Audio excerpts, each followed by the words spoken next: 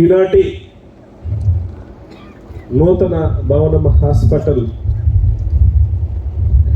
ప్రారంభోత్సవ కార్యక్రమానికి అధ్యక్షత వహించిన మన హాస్పిటల్ సూపరింటెండెంట్ కేపీ చారి గారికి, డాక్టర్ చారి గారికి, అలాగే ఈ కార్యక్రమానికి ముఖ్య అతిథులుగా విచ్చేసిన పెద్దలు డిసిహెచ్ఎస్ జిల్లా అధ్యక్షులు బివి రంగారావు గారికి, డాక్టర్ రంగారావు గారికి, అలాగే ఈ కార్యక్రమానికి ముఖ్య అతిథులుగా విచ్చేసిన జెడ్పీటీసీ సభ్యులు మధుస్వామి గారికి, అలాగే ఎంపీపీ మంగమ్మ గారికి, శ్రీనివాసరావు గారికి, అలాగే వైస్ ఎంపీపీ సుజాత కోటిరెడ్డి గారికి, అలాగే పెద్దలు ఎక్స్ జెడ్పీటీసీ సీనియర్ నాయకులు గోపిరెడ్డి గారికి, అలాగే నాగులవరం సర్పంచ్ వెంకటేశ్వర రెడ్డి గారికి, అలాగే హాస్పిటల్ డెవలప్మెంట్ కమిటీ మెంబర్ తోటకూర పరమేశ్వరరావు గారు, అలాగే Venkataramana garu hospital development committee member, Masudan Rao garu hospital development committee మిత్రులు, అలాగే విజయలక్ష్మి గారు సివిల్ సర్జన్ సిహెచ్సి మాచర్ల నుంచి వచ్చారు. ముఖ్యంగా నేను మనస్ఫూర్తిగా కూడా విజయలక్ష్మి గారిని అభినందిస్తూ ఉన్నాను. ఎందుకంటే ఈరోజు మాచర్లలో ఏదైతే హాస్పిటల్ ఉందో దాన్ని గతంలో 30 బెడ్డెడ్ హాస్పిటల్ ఉన్నప్పుడు కూడా కనీసం ఒక ఇద్దరు డాక్టర్స్ మాత్రం ఉండేవాళ్ళు గతంలో. మళ్ళీ వాళ్ళు నర్సరావుపేట, గుంటూరు తీసుకోవాల్సిన పరిస్థితి, అసలు డెలివరీ పేషెంట్గా చూసే పరిస్థితి కూడా కాదు, అసలు పూర్తిగా కూడా నిర్లక్ష్యం చేసిన పరిస్థితి. కానీ ఈరోజు దరిదాపుగా 100 నుంచి 150 డెలివరీస్ జరుగుతూ ఉన్నాయి. బ్రహ్మాండంగా కూడా జగనన్న ముఖ్యమంత్రి అయిన తర్వాత అన్ని ఫెసిలిటీ తోటి ఏ రకంగా కూడా ఈరోజు పోయిన డాక్టర్ గారు కృష్ణమూర్తి గారు వాళ్ళు పోయిన తర్వాత కూడా మధ్యలో కొంచెం గ్యాప్ వచ్చినప్పుడు చాలామంది పేద వర్గాలకు సంబంధించి డెలివరీ పేషెంట్ ఇబ్బంది పడ్డారు. కానీ మళ్ళీ విజయలక్ష్మి గారు మేడం కూడా వస్తూ ఉన్నది. చాలా డెలివరీ కేసెస్ చాలా శ్రద్ధతోటి దగ్గరుండి చేస్తూ ఉన్నారు. ఎందుకంటే ముఖ్యంగా మన ప్రాంతంలో తండానేసి చిన్న గ్రామాల నుంచి వచ్చే డెలివరీ కేసెస్ ఏమన్నా ఉన్నాయో ప్రైవేట్ హాస్పిటల్ పోతే వాళ్ళు 30 నుంచి 40 వేల రూపాయలు కలెక్ట్ చేస్తూ ఉంటారు. దానివల్ల ఏంటంటే హాస్పిటల్ ఇవి చాలా ఉపయోగపడుతుంది, బ్రహ్మాండంగా సర్వీస్ చేస్తూ ఉన్నారు. ఈ సందర్భంగా మేడం గారిని నేను మనస్ఫూర్తిగా అభినందిస్తూ ఉన్నాను. అలాగే ఇప్పుడు సూపరింటెండెంట్ గారు ఉదయ్ బాబు మేడం గారు కూడా బ్రహ్మాండంగా ఇద్దరు కోఆర్డినేషన్ మాచర్ల హాస్పిటల్లో జరుగుతూ ఉంది. అలాగే డాక్టర్ సుమలత గారు, శ్రీధర్ ప్రసాద్ గారు ఈఈ గారికి, అలాగే హనుమంతరావు డిఈ గారికి, సురేష్ గారు డిప్యూటీ ప్రాజెక్ట్ మేనేజర్ గారికి, అలాగే మిత్రులు నిమ్మగడ్డ వెంకటేశ్వరరావు గారికి, అలాగే డాక్టర్ నిరంజన్ రెడ్డి గారికి, ఇక్కడికి వివిధ గ్రామాల నుంచి వచ్చిన పెద్దలకు, ఇక్కడ ఉన్న నా అక్క చెల్లెలందరికీ కూడా హృదయపూర్వకంగా కూడా ధన్యవాదాలు తెలియజేస్తూ ఉన్నాను. ఈరోజు మన అందరం కూడా ముఖ్యంగా మన ముఖ్యమంత్రి గారికి హృదయపూర్వకంగా కూడా మనం ధన్యవాదాలు చేయాల్సిన అవసరం ఈ సందర్భం ఉందని కూడా ఎంతగానో ఉంది. ఎందుకంటే గతంలో మనం చాలామంది ముఖ్యమంత్రులు చూసాం, గతంలో చాలా పార్టీలు అధికారంలో ఉంది. ఈరోజు ప్రతిపక్షంలో ఉన్న తెలుగుదేశం నాయకులు ఈరోజు ఏదో వాళ్ళకి సంబంధించిన మీడియాలో, వాళ్ళకి సంబంధించిన పేపర్లో చొక్కాలు దించుకొని వాళ్ళు ఇష్టం వచ్చినట్టు మాట్లాడుతూ ఉన్నారు. అంటే వాళ్ళకి ఆ 14 సంవత్సరాలు ఈ రాష్ట్రంలో అన్ని వర్గాలకు కూడా వాళ్ళ అధికారాన్ని ఇవ్వటం జరిగింది. 14 సంవత్సరాలు ముఖ్యమంత్రిగా చేశారు చంద్రబాబు నాయుడు. వాళ్ళకి సంబంధించిన నాయకులు ఇప్పుడు చొక్కాలు దించుకొని మాట్లాడే నాయకులు అందరూ కూడా ఉన్నారు. కానీ వాళ్ళు ఏం చేశారని అడుగుతూ ఉన్నాను. ఎక్కడో రాష్ట్రం అంతా అవసరం లేదు, ఒక్క మన నియోజకవర్గాన్నే మీ అందరికీ తెలుసు కాబట్టి మీ కళ్ళ ముందు ఒక్క మన నియోజకవర్గాన్నే తీసుకుందాం. ఈరోజు లేస్తే ఇష్టం వచ్చినట్టు మాట్లాడుతూ ఉన్నారు. ఇంకా మేము ఏదేదో చేస్తాం, అది చేస్తాం, ఇది చేస్తామని మాట్లాడుతూ ఉన్నారు. గిల్లితేనేమో నొప్పిలేసిందని అమ్మో అని గావు కేకలు పెడతారు, కాముకుంటేనే వాళ్ళు ఇష్టం వచ్చి మాట్లాడుతూ ఉంటారు. నేను అడుగుతూ ఉన్నాను, మీరు 14 సంవత్సరాలు అధికారంలో ఉండి మీరు ఏమి చెయ్యలేని చేతగాని ఇప్పుడు ప్రతిపక్షంలో ఉన్న చంద్రబాబు నాయుడు నాయకులందరూ కూడా చేతగాని దద్దమ్మలు మీరు. ఈరోజు సంక్షేమం ఎలా ఉందో, అభివృద్ధి ఎలా ఉందో జగనన్న నాయకత్వంలో, ఆయన నాయకత్వంలో మేము చేసి చూపిస్తూ ఉన్నాం. ఇది మేమేదో చేస్తాము, మేమేదో చూస్తాము, ఏదో జరిగిపోతుందని కాదు, కళ్ళ ముందు ఈరోజు చూపిస్తూ ఉన్నాం. ఎందుకంటే ఈ 5 సంవత్సరాల కాలంలో 2 సంవత్సరాలు కరోనాతో ఇబ్బంది పడ్డా, ఒక 3 సంవత్సరాల టైంలో, ఒక 3 years టైంలోనే ఈరోజు మన నియోజకవర్గాన్ని తీసుకుంటే ప్రతి గ్రామంలో కూడా, ప్రతి గ్రామానికి సంబంధించి ఈరోజు సంక్షేమ కార్యక్రమాల రూపంలో ఒక్కొక్క గ్రామానికి 10 నుంచి 15 నుంచి 20 నుంచి 30 కోట్ల రూపాయలు ఒక్కొక్క గ్రామాన్ని బట్టి కూడా సంక్షేమ కార్యక్రమాలు ఇచ్చాం. పెన్షన్ అంటే పెన్షన్ ఇచ్చాం, రైతు భరోసా ఇచ్చాం, అమ్మఒడి ఇచ్చాం, చేయూత ఇచ్చాం, వాహన మిత్ర ఇచ్చాం, చేనేత పెన్షన్ ఇచ్చాం, డాక్టర్ అర్చలకు పూర్తిగా రుణమాఫీ చేశాం, రైతు రుణమాఫీ చేశాం. ఇలా చెప్పుకుంటూ పోతే ఎక్కడ కూడా వర్గాలను కానీ, పార్టీలను కానీ, వైఎస్ఆర్ పార్టీకి ఓటేశారా, మాతో ఉన్నారని చూడకుండా పేదవాళ్ళు అయి ఉంటే చాలు, మనం సహాయం చేయాలనే ఆలోచనతో జగనన్న ఆదేశాల మేరకు ఈరోజు ప్రతి గ్రామంలో, ప్రతి పేద కుటుంబానికి ఒక పక్క సంక్షేమం ఇస్తూ, ఈరోజు సంక్షేమం అయితే ఇచ్చారు కానీ అభివృద్ధి లేదని గగ్గోలు పెడతా ఉన్నారు, అబద్ధాలు ప్రచారం చేస్తూ ఉన్నారు. ఈరోజు నేను ఛాలెంజ్ చేస్తా ఉన్నాను, మాచర్ల నియోజకవర్గానికి రండి, అభివృద్ధి ఎక్కడ లేదో నేను చూపిస్తాను. ఈరోజు ప్రతి గ్రామంలో పర్మనెంట్గా 1 కోటి రూపాయలతోటి ఒక సచివాలయం బిల్డింగ్ కట్టాం, ఒక రైతు భరోసా కేంద్రాన్ని ఏర్పాటు చేసాం, ఒక హెల్త్ క్లినిక్లు కట్టాం. ప్రతి గ్రామంలో కూడా 1 కోటి రూపాయలు ఖర్చు పెట్టి పర్మనెంట్ బిల్డింగ్స్ కట్టాం. ఈరోజు ప్రతి బిల్డింగ్లో కూడా 8 నుంచి 10 మంది సచివాలయ సిబ్బందిని ఏర్పాటు చేశాం. ఆ సచివాలయంలో పనిచేసే ఎవరైతే సిబ్బంది ఉన్నారో వాళ్ళంతా కూడా జగనన్న ముఖ్యమంత్రి అయిన తర్వాత గ్రామాల్లో పేద కుటుంబం నుంచి కష్టపడి పిల్లలకి ఈరోజు ఉద్యోగాలు కల్పించి, మన కళ్ళ ముందే మన గ్రామంలో ఉండే ఎవరైతే సచివాలయంలో పనిచేసే ఉద్యోగస్తులు ఉన్నారో వాళ్ళందరూ కూడా జగనన్న వచ్చిన తర్వాత వాళ్ళకి ఉద్యోగాలు కల్పించిన పరిస్థితి. ఈరోజు అభివృద్ధి చూస్తే జగనన్న ముఖ్యమంత్రి అయిన తర్వాతనే ఒక నాగార్జున సాగర్ ఇక్కడే తీసుకున్నాం. ఈరోజు మనమే శంకుస్థాపన చేసాం, మనమే నిధులు తీసుకొచ్చాం. 5,35,00,000 ఈరోజు పర్మనెంట్ బిల్డింగ్ ఏర్పాటు చేశాం.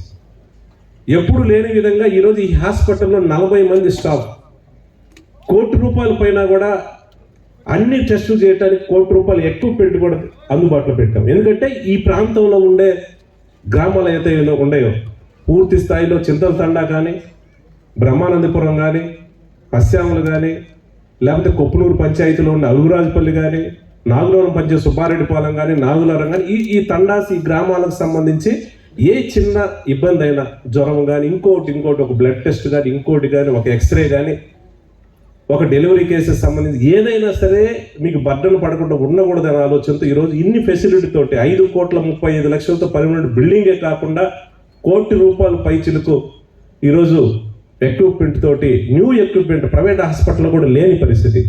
ఈరోజు ఈ హాస్పిటల్లో డాక్టర్స్ అయితేనే మొత్తం 40 మంది స్టాఫ్ తోటి, 42 మంది స్టాఫ్ తోటి బ్రహ్మాండంగా కూడా జగనన్న ఆదేశాల మేరకు పేదవారికి ఇది డెవలప్మెంట్ కాదని అడుగుతా ఉంటాం. మన కళ్ళ ముందే 2 అడుగులు వేస్తే 330 కోట్లతో నేషనల్ హైవే రోడ్డు కూడా జగనన్న ఆశీస్సుతో తీసుకొచ్చి కంప్లీట్ చేసిన, ఇది డెవలప్మెంట్ కాదని అడుగుతా ఉన్నాం. ఇక్కడే కాదు, ఈరోజు దీన్ని 30 బెడ్డెడ్ హాస్పిటల్ చేయటమే కాకుండా ఇప్పుడు మాచర్లో గతంలో ఉన్న 30 బెడ్డెడ్ హాస్పిటల్ని 50 పడకల హాస్పిటల్ తయారు చేసి ఈరోజు 66 మంది పైచిలకు ఈరోజు మాచర్ల హాస్పిటల్ బ్రహ్మాండంగా కూడా సర్వీస్ చేస్తూ ఉన్నారు డాక్టర్స్. ఒక 17 లక్షల రూపాయల నెలకి అక్కడ పనిచేసే డాక్టర్స్కి అయితేమి, అక్కడ ఉన్న స్టాఫ్కి అయితే జీతాలు ఇస్తూ ఉన్నాం మాచర్ల హాస్పిటల్లో.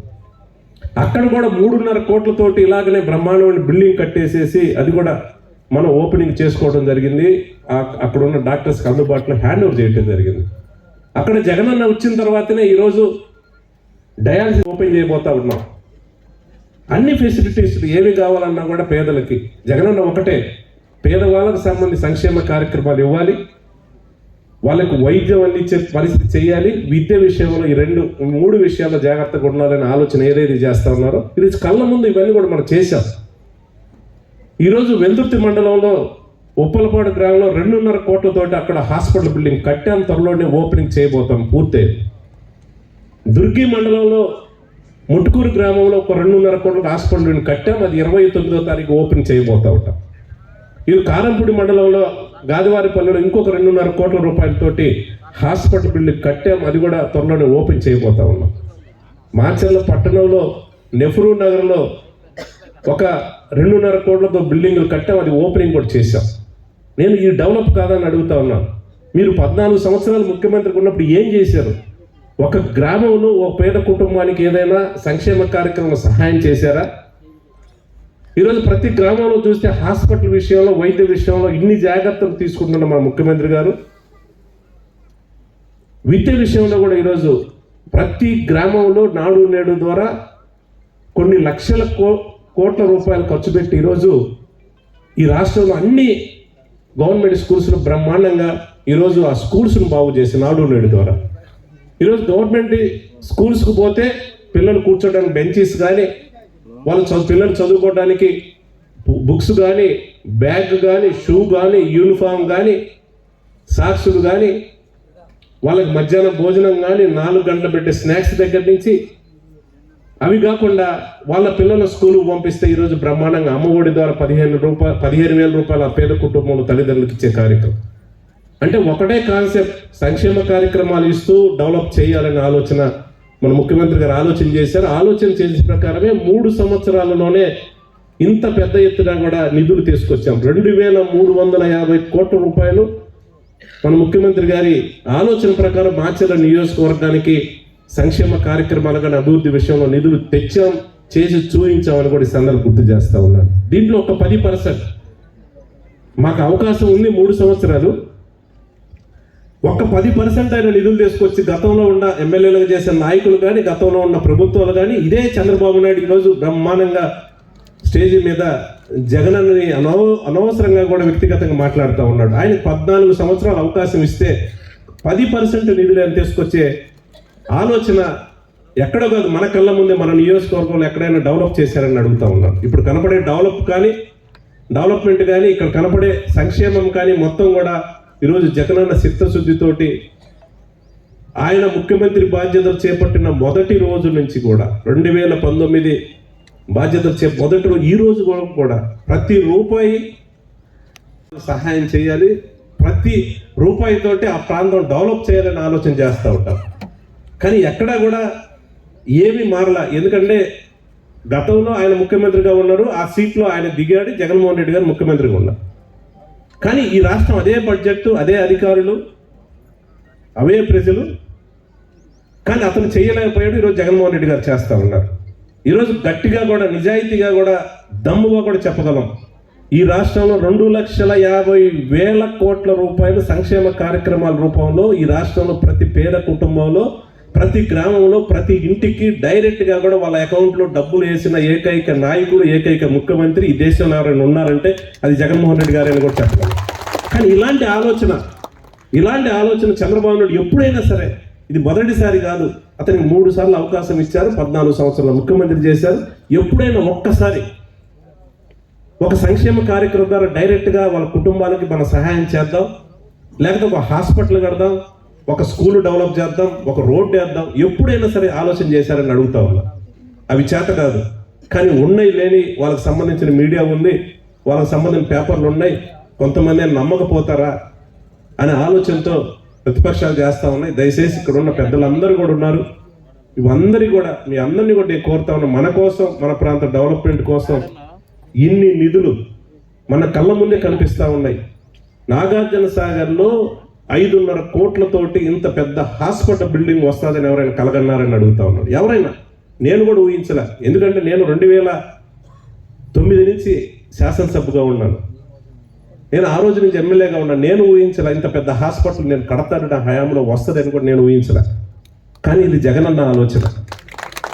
మనం పేదవారికి సహాయం చేయాలి, వైద్య విషయంలో కానీ, విద్య విషయంలో కానీ, సంక్షేమ కార్యక్రమం విషయం కానీ వాళ్ళకి సహాయం చేయాలి. ఆ కుటుంబాలు బాగుండాలి, ఆ కుటుంబంలో వాళ్ళ పిల్లలు చదివించాలి, మంచి ఉద్యోగాలు వచ్చే విధంగా కూడా మనం ఏర్పాటు చేయాలి. ఆ కుటుంబానికి సంబంధించి ఆరోగ్య విషయంలో మనం వీలైనంత వరకు జాగ్రత్తలు తీసుకోవాలని ఆయన ఆలోచన ప్రకారమే ఈరోజు ఈ రాష్ట్రంలో ప్రతి పేద కుటుంబానికి అన్ని విధాలు దయచేసి ఇంత మంచి చేసిన ముఖ్యమంత్రి గారిని మనం కాపాడుకోవాల్సిన అవసరం ఉంది. ఎందుకంటే నేను ఒకటైతే నిజాయితీగా చెప్పగలను, నేను ఎమ్మెల్యేగా ఇక్కడున్నా, ఎంపీపీగా కొంతమంది ఇక్కడున్నా, జెడ్పీటీసీగా ఉన్నా, పార్టీ సర్పంచులుగా కొంతమంది ఇక్కడున్నా, పార్టీ సీనియర్ నాయకులుగా గౌరవం పొందుతా ఉన్నా. ఈరోజు పేదవారికి ఒక నాగార్జున సాగర్ చిట్ట చివరి మన రాష్ట్రంలో ఒక మూల నుండే నాగార్జున సాగర్లో 5.5 కోట్లతోటి హాస్పిటల్ బిల్డింగ్ కట్టి 1 కోటి రూపాయల పైచలకు న్యూ ఎక్విప్మెంట్ పెట్టి ఎక్కడి నుంచో ఇక్కడికి సర్వీస్ చేయడానికి వచ్చిన డాక్టర్స్కి ఇక్కడ, ఎందుకంటే అందరూ ఎస్సీ ఎస్టీలు ఉంటారు, వాళ్ళందరికీ కూడా మంచి మనసుతోటి ఇక్కడ వైద్యం చేసి సర్వీస్ చేయడానికి ఇక్కడ వచ్చిన డాక్టర్స్ అందరికీ అవకాశం వచ్చిందండి. ఇది అన్నా కూడా జగనన్న అనుకున్నాడు కాబట్టి మనందరికీ అవకాశం వచ్చింది. ఇదే రకంగా అన్ని ప్రాంతంలో అందరికీ సహాయ సహకారాలు అందించి అన్ని ప్రాంతాలు డెవలప్ కావాలంటే ఖచ్చితంగా రాబోయే ఎలక్షన్లో మనంతా కూడా జగన్మోహన్ రెడ్డి గారికి సపోర్ట్ చేయాలి. జగన్మోహన్ రెడ్డి గారిని మళ్ళీ ఆ సీట్లో కూర్చోబెట్టుకున్నట్టయితే ఇదే రకమైన డెవలప్మెంట్ అన్ని వర్గాలకు కూడా ఉంటుంది. కాబట్టి మంచి మనసుతోటి జగనన్నని మీరందరూ కూడా ఆశీర్వదించాలని కూడా ఈ సందర్భంగా కోరుకుంటూ, ఈరోజు దేవాలయం లాంటి ఈ హాస్పిటల్ ఓపెనింగ్ కార్యక్రమానికి వచ్చిన అందరికీ కూడా హృదయపూర్వకంగా ధన్యవాదాలు తెలియజేస్తా ఉన్నాను. ఎందుకంటే ఇక్కడ ప్రత్యేకంగా పెద్దల రంగారావు గారిని కూడా ఒకసారి గుర్తు చేసుకోవాల్సిన అవసరం ఉంది. ఎందుకంటే నేను ఎమ్మెల్యే అయిన తర్వాత మాచర్ల హాస్పిటల్ ఏ రకంగా గాడిలో పెట్టాలి, ఏ రకంగా, ఎందుకంటే నా కళ్ళ ముందు నేను చూశాను ఆ హాస్పిటల్లో గతంలో ఒక పోస్ట్ మార్టం తప్పితే ఏ వైద్యం జరిగే పరిస్థితి కాదు. అలాంటి హాస్పిటల్లో మొదటిసారి నేను అధికారంలోకి వచ్చిన తర్వాత ఆ రోజు నాకు మినిస్టర్ గారు ఫోన్ చేసి చెప్పడం జరిగింది, మీకు ప్రకాశం జిల్లా నుంచి రంగారావు గారిని ఒక ఆయన్ని మీ సూపరింటెండెంట్గా వేస్తున్నాం, పనిచేస్తారు బాగా. వచ్చిన తర్వాత కూడా ఆయన దగ్గర నుండి కూడా చూడటం జరిగింది. బ్రహ్మాండంగా కూడా హాస్పిటల్ విషయంలో ఏ రకంగా మనం అన్ని జాగ్రత్తలు తీసుకొని, ఎందుకంటే రంగారావు గారికి తోడు కూడా మన రాంకోటయ్య గారి డాక్టర్ గారిని కూడా వాళ్ళిద్దరిని కూడా జత చేయటం జరిగింది. రాంకోటయ్య గారిని కూడా పూర్తి బాధ్యతలు ఒప్పచెప్పి వాళ్ళిద్దరు కోఆర్డినేషన్తో ఈరోజు బ్రహ్మాండంగా కూడా గర్వంగా కూడా చెప్పగలను. ఈరోజు 50 బెడ్డెడ్ హాస్పిటల్ చేయటమే కాకుండా బ్రహ్మాండంగా ఈరోజు 66 మంది పైచులకు వైద్య సిబ్బంది అయితేనే అక్కడ అందరి సిబ్బందితో బ్రహ్మాండంగా నడుస్తూ ఉంది. దాని త్వరలోనే 100 బెడ్డెడ్ కూడా చేయబోతా ఉన్నాం. ముఖ్యమంత్రి గారు మాట ఇచ్చారు, 100 బెడ్డెడ్ హాస్పిటల్ అయితే ఎక్కడ కూడా ఎలాంటి ఐసీయూ మొత్తం థియేటర్ కూడా అక్కడే ఉంటుంది. కాబట్టి ఎక్కడ బయటికి ఏ చిన్నదైనా పెద్దదైనా ఏ వైద్యమైనా సరే అక్కడే చేసే పరిస్థితి ఉంది. కాబట్టి ఇన్ని రకాల ఆరోగ్యపరంగా, విద్యాపరంగా కూడా, సంక్షేమ విషయంలో, అభివృద్ధి విషయంలో ఇన్ని రకాల సహాయ సహకారాలు అందిస్తున్న ముఖ్యమంత్రి గారికి మన అందరి తరఫున ఒకసారి హృదయపూర్వకంగా ధన్యవాదాలు తెలియజేసుకుంటూ సెలవు తీసుకుంటున్నాం. Thank you.